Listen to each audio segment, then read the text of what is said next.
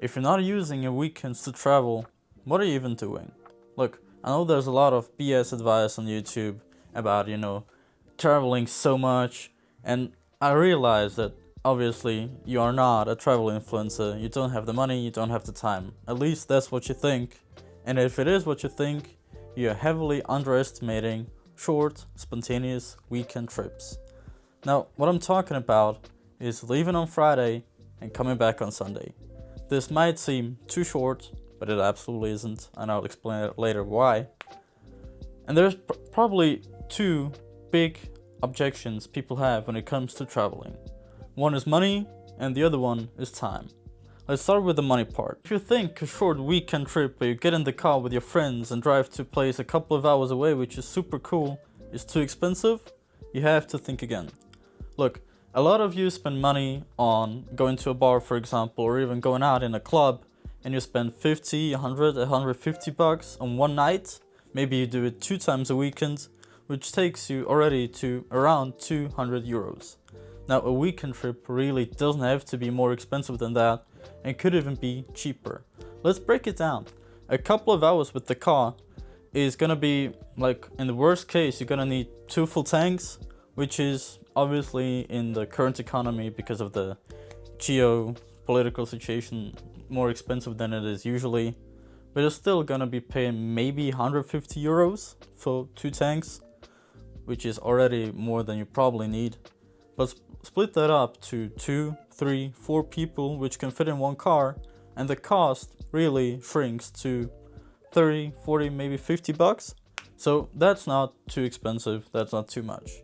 And then basically all you really need, if you're going after budget and cheap, is food. Because if you want to save a lot of money on the trip, you're gonna have to take some kind of compromise. And one of them could be not taking an accommodation and sleeping in the car, which is actually not as bad as you think.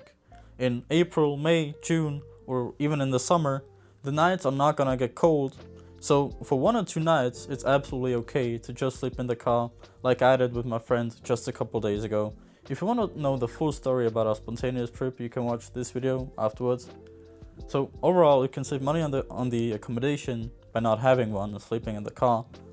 Or if you want to save money in a different way, you can save money on the food. What do I mean?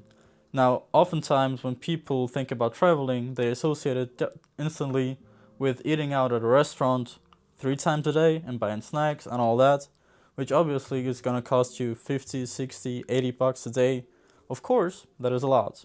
However, you can also, which is not as prestigious, but it doesn't really matter if you're going after money saved, you can just eat supermarket food. You can eat sandwiches, you can eat pastries. I mean, a lot of supermarkets in most countries, especially in Europe, at least that's what I know, I live in Europe, have so good fresh pastries. So you can get food for a cheap price, which is gonna fill you.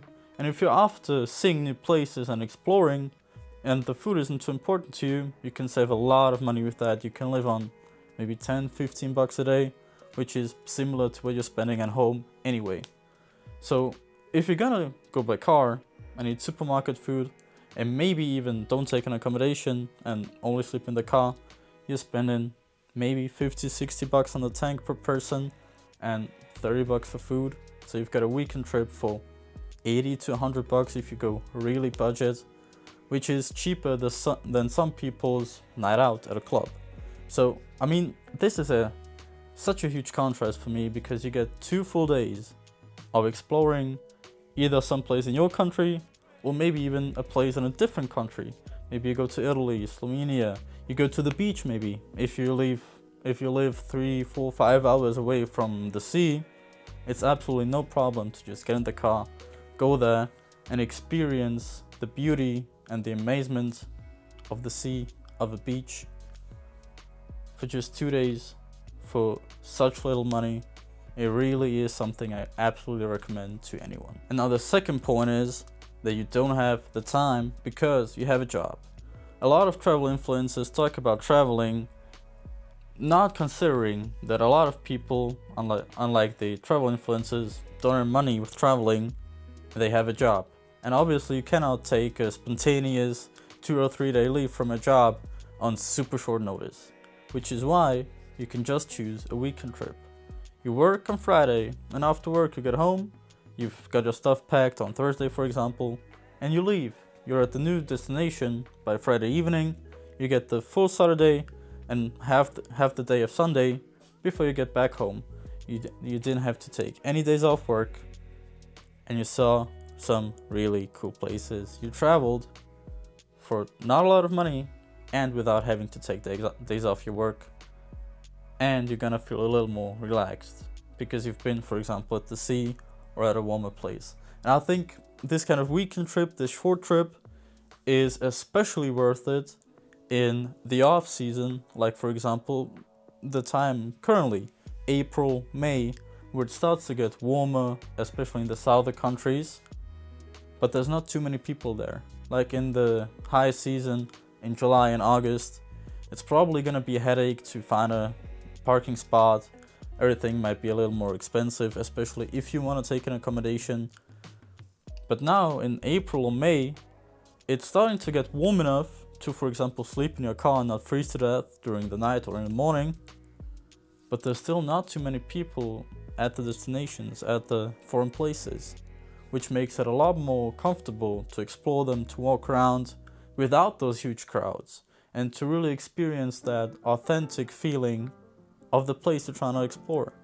So especially now in April, May, even June probably, and then later maybe September, October, where it's still warm, you just have so many advantages that you can use by just taking your weekend. And I'm not talking about every single weekend of the month. Do 1 or 2 weekends per month, but you and your friends couple up together and go and explore a new place.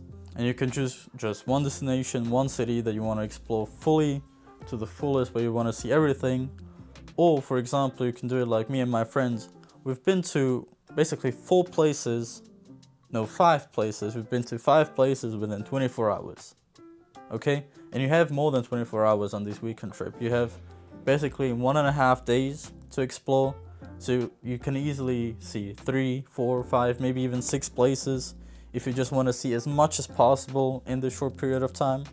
Or you just concentrate on 1 or 2 places and really getting that feeling of being on a vacation where you're really just enjoying your weekend off. So you can see that weekend trips, in my opinion, are absolutely underrated by many people, because you overestimate how much you have to spend and you overestimate the problem of not having the time, or you can't take days off because you don't have to.